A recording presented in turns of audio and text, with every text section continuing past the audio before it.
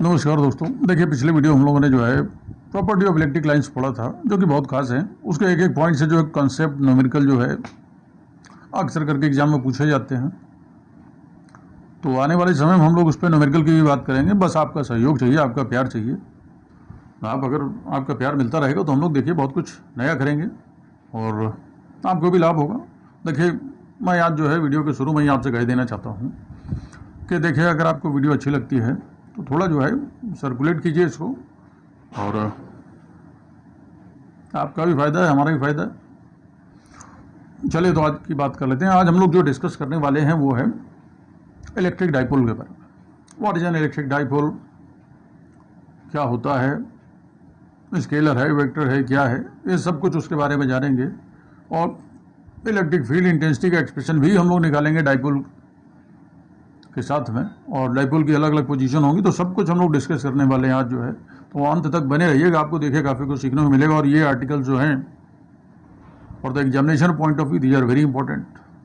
तो चलिए हम लोग शुरू करते हैं। What is an electric dipole. So simple, I already discuss in the property of electric field lines. If we have two equal and opposite charges are placed at a distance, then we can say that an arrangement is called electric dipole. Is it clear? Very important condition. These two charges should be kept at a very smaller distance. कम से कम इन्हें जो है angstrom इतने distance पे तो होना ही चाहिए भाई साहब, 10 की power -10 metre. Is it clear और not? That should be very close. और अगर फर्मी में है तो फिर भैया कहना ही क्या। लेकिन फर्मी की जब हम बात करेंगे तो न्यूक्लियस में चलते हैं, वहाँ पर इलेक्ट्रोस्टैटिक फोर्स से भी स्ट्रॉन्ग फोर्स होता है, nuclear force. Is it clear? तो एटॉमिक लेवल पर अगर हम बोलेंगे 1 angstrom should be at least the distance between these two. Look at here, the electric field produced by the dipole is known as a dipole field. देखिए, specific नाम दे दिया गया है भाई, डाइपोल की वजह से है field, so that is dipole field. Electric dipole moment is a vector quantity and it is used to measure the strength of electric dipole. किसी इलेक्ट्रिक डाइपोल की स्ट्रेंथ को नापने के लिए जो चीज़ मेजर की जाती है that is called the electric dipole moment. ये बहुत खास बात है और that is a vector quantity. अब सवाल होता है कि वेक्टर है तो भाई साहब इसका कोई ना कोई डायरेक्शन होगा। तो देखिए, डायग्राम हम आपको दिखाते हैं कैसे क्या है। ये देखिए, हमारे पास एक -q चार्ज है, एक +q चार्ज है, दोनों को रख लिया, दोनों को मिला देंगे आप। तो जो इलेक्ट्रिक डाइपोल मोमेंट है वो हमारा -q से +q की तरफ होगा।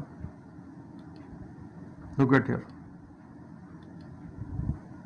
Electric dipole moment P from -q to +q। ये ध्यान रखिएगा, बहुत ही खास बात है। That is a vector quantity. तो वेक्टर क्वांटिटी में तो बाई साहब मैग्नीट्यूड इनकम्प्लीट बात है, तो हमें उसके डायरेक्शन को भी शो करना पड़ता है। तो P = q × 12। इसकी डेफिनेशन क्या है, what is an electric dipole moment, ये अभी हम यही बात कर लेते हैं। डायग्राम से क्लियर है। एक चार्ज ले लिया आपने और उसको मल्टीप्लाई कर दिया दोनों चार्जेस जो रखे हैं जिसे डाइपोल करें उनके बीच के डिस्टेंस है। तो q × 12 that will be the electric dipole moment. Are you getting और not? -q to +q, that's why it is called the i cap. देखिए, कन्वेंशनली हम लोग इसको एक्स एक्सिस बोल देते हैं। The magnitude of electric dipole moment जो मैंने आपको बताया is the product of magnitude of either of charge to the respective distance between these two charges. The direction is from negative to positive. We have already discussed this. The SI unit of electric dipole moment is, नाम से ही clear है भाई साहब, Q के लिए हो गया coulomb और लेंथ के लिए हो गया मीटर, तो that is coulomb metre. Coulomb metre है भाई साहब, C बड़ा है, M छोटा है, सेंटीमीटर मत समझ लीजिएगा। समझ लें मेरी बातों को। देखिए, मैं इसलिए बोल देता हूँ कि इन छोटी छोटी बातों को जो है ध्यान रखना, पढ़ने से ज़्यादा जो है समझना जरूरी होना चाहिए कि वो चीज़ समझ में आए। देखिए, कोई ज़बरदस्ती नहीं कि आप एक ही बार पिक्चर देखें। देखिए, वीडियो बिल्कुल आपको पिक्चर की तरह लगेंगे, आप एक से ज़्यादा बार भी देख सकते हैं। If you have any doubt clear करना बहुत ज़रूरी है। देखिए, चिंता और चिता में ज़्यादा अंतर नहीं होता। कभी भी कन्फ्यूजन की चिड़िया को देखिए सर पे मत बैठने दीजिए, वरना वो अपना अगर घराना या घोंसला बना लेती है तो भाई साहब वो आने वाले समय के लिए फिर परेशानी है, ध्यान रखिएगा। तो चलिए कुछ नोटिसेबल बात कर लेते हैं। आइडियल डाइपोल, देखिए आइडियल डाइपोल के बारे में क्या, अभी जो हम लोग बात करें तो थोड़ा ध्यान से समझिएगा। An ideal dipole is the dipole in which the charge becomes larger and larger, जितना बड़े से बड़ा हो सकता है अच्छी बात है, whereas the separation between these two charge should be smaller as possible, जितना कम से कम डिस्टेंस पे होगा वो आइडियलिटी की तरफ ले चलेगा। So that is to be remember that what is an ideal. नमस्कार दोस्तों, तो आज देखिए हम लोग बात करेंगे intensity of electric field due to an electric dipole, and there are two cases. Your point of observation should be on the axis of electric dipole or to the equatorial position. So axial and equatorial, there are two positions. So we will discuss one by one. So it is better to discuss first axial position, right? The diagram. Look at here. We have minus q plus q. We have already joined them. P will be the electric dipole moment from minus q to plus q. Look at here. O is the center point. It is quite obvious. Let P is the any arbitrary point on its axis, and at which we have a requirement of electric field intensity expression. तो देखिए हम लोगों ने x is the distance from the point O of point P. Now look at here, EA and EB. These are the intensity of electric field at point A, at point P, with respect to the charge kept at A and B. देखिए अब मैंने तो बोल दिया भाई साहब EA-EB होगा। अब काफ़ी लोग ये सोच सकते हैं भाई साहब ये EA-EB दोनों एक ही डायरेक्शन में क्यों नहीं लिया भाई, अलग अलग क्यों लिया? अगर अलग अलग लिया है तो भाई साहब उसके पीछे what is the reason behind it, ये एक सोचने की बात है। तो चलिए उस बारे में हम लोग बात कर लेते हैं क्यों ऐसा होगा। देखिए पहले मुझे आप लोग ये बताइए ईमानदारी से कि कितने लोग इस बात को समझ पाए कि EA का डायरेक्शन क्या होगा, EB का क्या होगा, कमेंट करके बताइए। भाई इतना सीरियस क्यों हो गए आप? जिनको नहीं आता अच्छी बात है भाई। देखिए कोई चीज़ नहीं आना बुरी बात नहीं है, लेकिन ना आने के बाद उसको ना सीखना ये बहुत बुरी बात है। तो अगर आपको नहीं आता है कोई दिक्कत नहीं, लेकिन आज के बाद कभी नहीं आएगा अगर ये बात बनी रहे, वो बहुत गलत बात है। तो चलिए हम लोग समझते हैं। तो देखिए मैंने आपसे बोला फील्ड निकालने का एक बहुत ही गुरु ज्ञान आपको देने जा रहा हूँ। आज से पहले मैंने किसी वीडियो में नहीं बताया आपको, ये हर जगह काम आएगा आपके। तो देखिए जिस पॉइंट पे आपको फील्ड निकालनी है, जैसे पॉइंट P पे, तो मन में वहाँ पर आप टेस्ट चार्ज को रख दीजिए। समझिए जरा, ये जो जिन्हें थोड़ा देर से समझ में आता है उनके लिए बहुत प्यार से मैं समझा रहा हूँ। तो पॉइंट P पे आपने क्या रखा, Q0 को रख दिया। What is the nature of Q0? Positive. अब देखिए पहले हम ये की बात कर लेते हैं। तो देखिए A पॉइंट पे कैसा चार्ज है, माइनस Q है। तो माइनस Q और Q0 जो हमने टेस्ट चार्ज रखा है उसी की बात करेंगे, बाकी को हम देखेंगे तक नहीं। तो यूँ समझ लीजिए माइनस Q है और आपका Q0 है, दोनों की अपोजिट पोलैरिटी है, तो both will attract. It means देखिए माइनस Q बड़ा है तो Q0 छोटा चार्ज है तो वो उसकी तरफ भागेगा। तो जिधर वो भागेगा वो डायरेक्शन होगा उसके फोर्स का, और जो फोर्स का डायरेक्शन है वही तो फील्ड का डायरेक्शन होता है। So are you getting that? Force और field, that's why EA is. अब दूसरा पार्ट अगर ना भी समझाया जाए तो समझ में आ जाएगा, लेकिन फिर भी आप समझ लीजिए। देखिए मैंने जो समझाया कितने काम का है, कैसे। अब हम EB की बात करते हैं।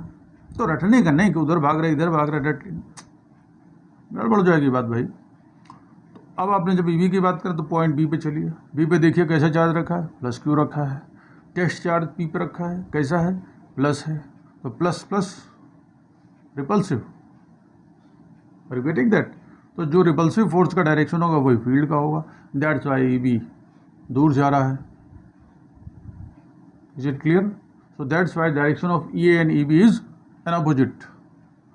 अब देखिए एक बात और, जरा डायग्राम अगर आप देख पा रहे हो कि जो EA वेक्टर है और EB वेक्टर है दोनों की लेंथ अलग अलग है। EA को यहाँ छोटा दिखाया गया, EB को बड़ा दिखाया गया। इसका क्या मतलब है भाई, कैसे है? जो लोग इस बात को जानते हैं वो कमेंट में बताएं कि भैया कैसे है। सीरियसली ईमानदारी से, जो नहीं जानते उनके लिए तो मैं बैठा हूँ। समझिए electric field due two point charge में हमने पढ़ा था E की जो डिपेंडेंसी है वो R² के साथ में है, बट इनवर्स मैनर। तो अगर R बड़ा होगा तो E छोटा होगा। देख लीजिए, पॉइंट P का जो है A से डिस्टेंस है बड़ा, तो फील्ड कितनी E हो गई, छोटी, छोटा एरो। B पॉइंट P के नज़दीक है, छोटा डिस्टेंस, तो फील्ड बड़ी हो गई। सो EA और EB के जो वेक्टर, ये बहुत लोगों को भाई साहब समझ में नहीं आते, यकीन मानिए। देखिए, अगर आपने भी इससे पहले पढ़ा होगा तो हो सकता है आपको भी, कईयों को, आप लोगों को कन्फ्यूजन हो। मैंने बिल्कुल जो है सिंपल अंदाज में उसको जो है आपको बता दिया। भाई साहब, इस बात पे तो लाइक करना बनता है। वीडियो को पॉज कीजिए, लाइक कीजिए, कमेंट कीजिए, फिर वीडियो को आगे बढ़ाइए। चलिए, मान लीजिए, हाँ, what should be the net field at that point. वो यहाँ पर देखिए उसने दिखा दिया है, E equal to EB minus E। भाई साहब, बड़े की तरफ ही तो रिजल्टेंट की बात करेंगे। अब इसको ज़्यादा समझाने की जरूरत नहीं है। कोई एक बॉडी है, 10 न्यूटन का फोर्स एक तरफ लग रहा है, दूसरी तरफ 10 लग रहा है, नेट कितना लगेगा, 0। समझ गए आप? 10 न्यूटन लग रहा है, दूसरी तरफ 2 लग रहा है, नेट कितना लगेगा, 8 न्यूटन। किधर, बड़े की तरफ। Are you getting the same thing about the field. So ये कोई प्रॉब्लमेटिक बात नहीं थी। आइए हम लोग बात करते हैं। The resultant intensity, electric field intensity at point P is like this. अब कुछ लोग कहेंगे भाई साहब ये क्या कर दिया। देखिए, वहाँ पर जो डायग्राम में आपको लिखा है EP equal to EB minus EA, that is only magnitude. But net का मतलब कभी भी डिफरेंस नहीं होता है। Net field at point P is the sum of, vector sum of EA and EB। भाई साहब, उसके डायरेक्शन के हिसाब से प्लस माइनस अपने आप आ जाएगा। Is it clear? So the net field और resultant field, it means net का मतलब कभी भी ये ना समझिएगा, काफ़ी लोग जो है इस चीज़ को बोल देते हैं, सर हम डायरेक्ट EB की बात करते हैं तो EB माइनस EA कर देते, EB EA की वैल्यू रख देते, सॉल्व हो जाता। भाई साहब, सिर्फ अगर आपको यहीं तक इसको सॉल्व करके एग्जाम में नंबर लेने हैं तो बात अलग है, लेकिन अगर कुछ चीज़ समझना चाहते हैं तो थोड़ा टाइम दीजिए भाई साहब, तभी समझ में आएगा। ये देखिए, मैं बोलना नहीं चाह रहा था लेकिन आप समझ लीजिए। ये मिर्जा गालिब साहब ने जो कहा है उसका शेर मैं आपको यहाँ सुना देता हूँ। ये फिजिक्स पे बिल्कुल सही बैठता है। ये फिजिक्स नहीं आसान भाई साहब, इतना समझ लीजिए। ये फिजिक्स नहीं आसान भाई साहब, इतना समझ लीजिए। और कॉन्सेप्ट का दरिया है, कॉन्सेप्ट का दरिया है और डूब के जाना है। देखिए, जिन्हें फिजिक्स पढ़नी है तो भाई साहब कॉन्सेप्ट के साथ दो हाथ करने पड़ेंगे। या तो आप डूब के पार हो जाएंगे और या डूब जाएंगे। तो आप पे डिपेंड करता है कि आप दरिया को डूब के पार करते हैं या डूबते हैं। मेरी बात को हल्के मत लीजिएगा। चलिए बात करते हैं। The vector E and EB are the collinear and opposite, therefore the mode of this is like this. अब कुछ नहीं रह गया, वैल्यू रखिए, पुट कीजिए, सिंपल, काम खत्म हो गया है। So what should be the value of field at that point A? E equal to 1/4πε0 Q of respective distance का स्क्वायर। इज इट क्लियर और नॉट? तो वही यहाँ पर लिखा है। Same thing about EB। देखिए, A पॉइंट का जो डिस्टेंस है आपका वो है x प्लस L, जबकि B का हो जाएगा x माइनस L। तो उसी के अकॉर्डिंग देखिए हमने E और EB की बात की है, बाकी कुछ नहीं है भाई साहब। और जैसे ही आपने इनकी वैल्यू को उठा के रख दिया है इक्वेशन में, तो आपको जो मिलेगी that is 1/4πε0 Q upon x minus L का whole square minus Q upon x plus L का होल स्क्वायर। अब आप एलसीएम लेकर उसको सॉल्व करना जानते हैं तो it's not a quite complicated thing. मैं थोड़ा इसको आगे बढ़ा देता हूँ। Look at here. तो जैसे ही आप यहाँ पर एलसीएम लेके आगे बात करेंगे तो देखिए ऐसा कुछ एक्सप्रेशन आपके सामने आ जाएगा।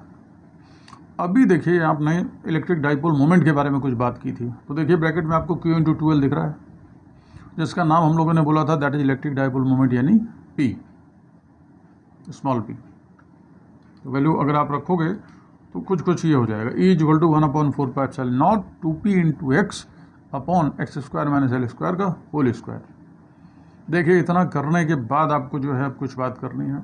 अब डायग्राम में एक बार फिर से चलते हैं। देखिए, थ्योरी हम लोगों ने बोली थी इलेक्ट्रिक डाइपोल के बारे में, the distance between -Q and +Q should be very small, यानी 2L जो आप डायग्राम में शो करो विच इज़ वेरी स्मॉल, और 2L की जगह जब आप L को काउंट करोगे तो और छोटा हो जाएगा भाई साहब। इट मीन्स जो डायग्राम में X है आपका which is quite larger as compared to the L, so आप L स्क्वायर को नेग्लेक्ट कर सकते हो as compared to the X square. So we will have to do the same thing. Look at here and situation will be like this. देखिए, if small L is very less than X, then what should be the like this? Are you getting that? एक x cancel हो जाएगा, नीचे upon जो है bracket में आपके x square minus l square है, जहाँ तो एल ड्रॉप करोगे तो एक्स स्क्वायर का whole square that is 4 and ultimately you will get 1/4 pi epsilon naught 2p upon x cube. Very important thing. This is the magnitude. The direction of electric field intensity at a point on the axial line due to a dipole is always along the direction of dipole moment. तो जिस direction में आपका dipole moment है उसी direction में आपकी net field होगी. देखिए आप डायग्राम में भी आ जाइए, माइनस क्यू से प्लस की तरफ डाइपोल मोमेंट है और जो नेट फील्ड है वो भी हमारी माइनस क्यू से प्लस की तरफ जाने में है. Are you getting that? That is the very important things. तो आज की वीडियो हम लोगों ने केवल एक्चुअल पोजीशन की बात की है. आने वाली वीडियो में हम लोग जो है इक्वेटोरियल पोजीशन की बात भी करेंगे.